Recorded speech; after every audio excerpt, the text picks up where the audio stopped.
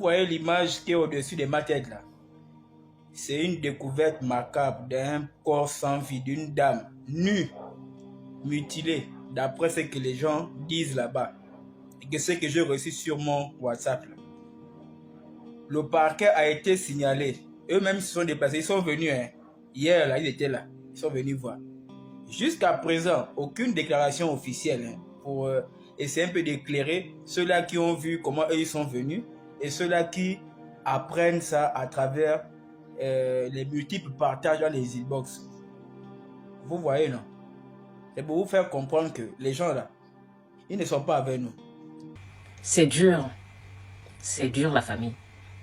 Ça n'en finit pas. Ça n'en finit pas. Et malheureusement, c'est normal. Puisque tout est là. Hein, la famille, tout est là. Rien de bon ne s'est passé pour qu'on puisse en fait voir le changement, le réel changement au Gabon.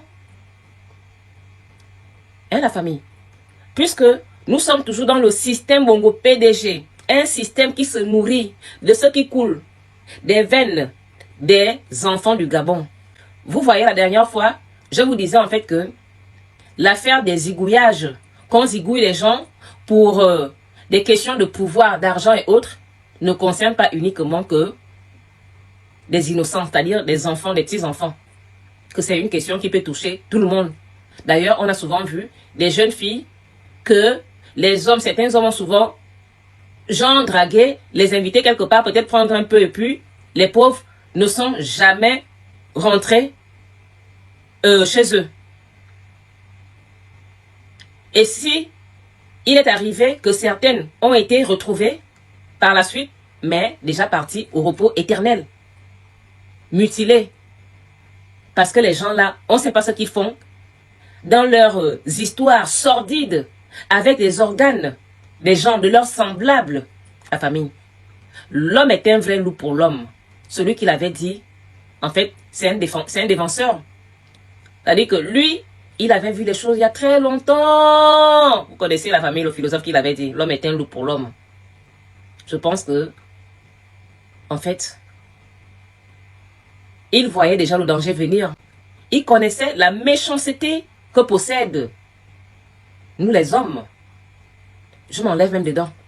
La famille, nous les Makaya, les victimes, les Manjango, nous qui subissons les assoiffés de pouvoir, nous ne sommes pas dedans. C'est vrai que quand on dit l'homme est un loup pour l'homme, on généralise. Mais nous savons de qui il s'agit. Des assoiffés de pouvoir, il s'agit des assoiffés d'argent. Mon Dieu. Et il faut les voir par-ci, par-là, en train de vouloir narguer les gens parce que soi-disant, ils ont de l'argent.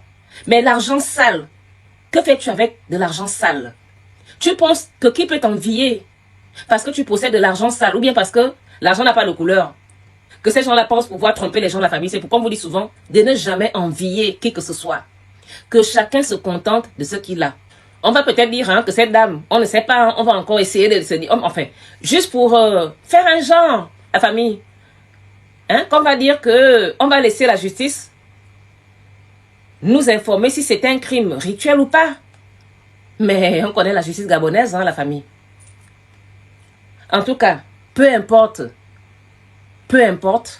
on sait qu'au Gabon, il y a des adultes qui ont toujours disparu. Donc, qui ont toujours été zigouillés pour les questions de pouvoir et d'argent. La famille. Tout ce qui brille n'est pas or. Il faut faire très attention. Très attention. Ne jamais envier les gens. Se contenter du peu qu'on a, la famille. Ce qui fait que beaucoup de personnes pensent en fait ne pas avoir réussi dans leur vie. C'est le fait qu'on nous ait vendu une illusion. Une vie de bling bling, une vie d'argent, une vie de qu'une personne doit avoir 4, 5, 6 maisons. Pour faire quoi? Juste pour vouloir en fait narguer les autres. Vouloir montrer qu'on est arrivé, on ne sait pas où. Est-ce que ça va te rendre immortel? Vanité de vanité, la famille. Nous devons tous faire ce que nous pouvons pour avoir le strict minimum.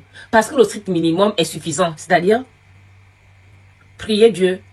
Bien sûr, en fournissant des efforts. Parce que Dieu n'est pas maçon pour venir conscient pour nous.